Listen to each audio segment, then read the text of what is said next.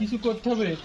তাহলে মনে করেন যে একটু যদি জিনিসপত্র নিয়ে নিয়ে কিছু করা যায়, তাহলে আরো কিছু টাকা যদি লাগে তাও দেওয়া যাবে।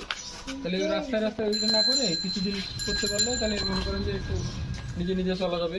লোকের কাছে চেয়ে চিনতে না চলে নিজে নিজে যদি কিছু করা যাবে। হ্যাঁ, সেই যদি একটা সেলাই মেশিনও কিনা যায়, তাহলে সেলাই মেশিন কিনলেও যদি চালাইতে পারে তাহলে সেটার ব্যবস্থাও করা যাবে। ঠিক আছে? কারণ নিজে তো খেয়ে পরে চলতে হবে, লাস্ট পর্যন্ত তো খেয়ে পরে চলতে হবে, বুঝলেননি? মারা গেলে তো গেলামই, কিন্তু যতদিন বেঁচে আছে শ্বাস ততদিন তো আমার কাজ করে যেতে হবে।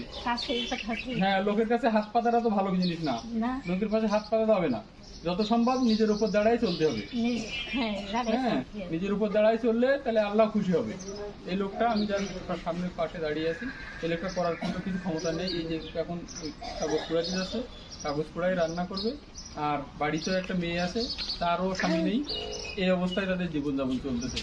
এই মানুষগুলো আসলে খুব কষ্টের অবস্থান করতে আসছিলাম তার সাথে একটু দেখা করতে, এবং কিছু সহযোগিতা দিয়ে যদি তারা রাখানো যায়, এবং চলাফেরার মতো অবস্থাও নেই।